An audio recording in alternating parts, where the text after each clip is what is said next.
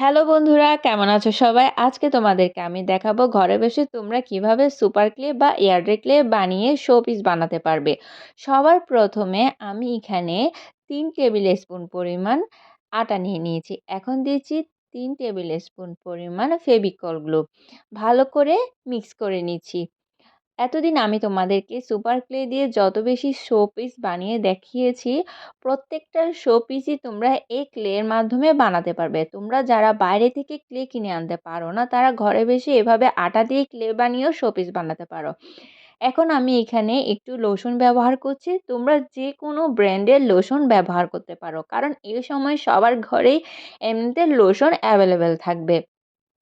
এখন ভালো করে মিক্স করে নিচ্ছি। মিক্স করে নিতে, নিতে তোমাদের সাথে একটা কথা শেয়ার করি।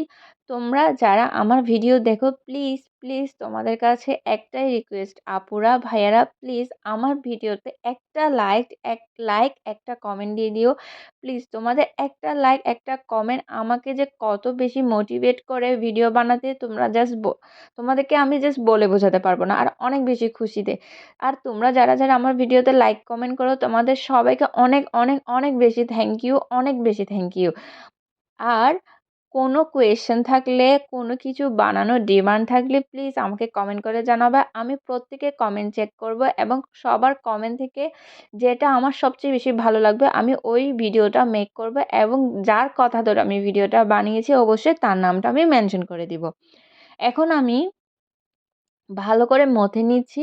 হাতে একটু লোশন লাগিয়েছি যাতে মানে স্টিকিনেসটা কমে যায়। বানাতে, বানাতে যখন দেখবে তোমার হাতে ক্লেটা লেগে আসছে না, তখনই বুঝবে যে তোমার ক্লেটা বানানো হয়ে গিয়েছে। দেখো আমি কিন্তু স্ট্রেচ করে দেখিয়ে দিয়েছি।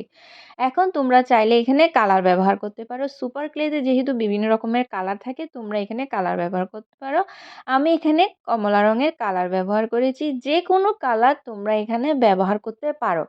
তো আমি জাস্ট কমলা কালারটা ব্যবহার করে দেখিয়ে দিচ্ছি। অনেকে কালার ছাড়াও জিনিস বানাতে চায় বা লিপ্পন আর্টের কাজগুলা করতে চায়, তোমরা কালার ছাড়াও করতে পারো।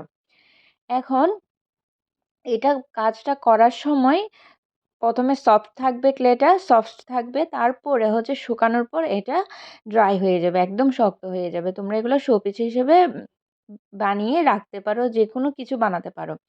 দেখো, কাজ করার পরে দেখো আমার সুপার ক্লেটা হয়েছে আমি কিভাবে বুঝবো? যখন দেখবে হাতের সাথে ক্লেটা লেগে আসছে না এবং খুব ইজিলি তুমি কাজ করতে পারছো এবং অনেক বেশি সফট হয়ে যাবে, স্ট্রেচ করা যাবে, ছিঁড়ে আসবে না, তখন বুঝবে পারফেক্টলি তোমার সফট সুপার ক্লেটা রেডি হয়ে গিয়েছে। দেখো এত বেশি সফট হয়েছে। আমার ভিডিওটা তোমাদের যদি একটুও কাজে এসে থাকে বা ভালো লাগে, প্লিজ, প্লিজ, প্লিজ আমার চ্যানেলটা সাবস্ক্রাইব করবা, লাইক করবা এবং কমেন্ট করবা। আর আমাকে বলো আমি আর কি ভিডিও বানাতে পারি। আমাকে একটু আইডিয়া দাও। আমার কিছু মাথায় আসছে না যে আমি আর কি ভিডিও বানাতে পারি। ভালো লাগলে শেয়ার করবে প্লিজ। আল্লাহ হাফেজ।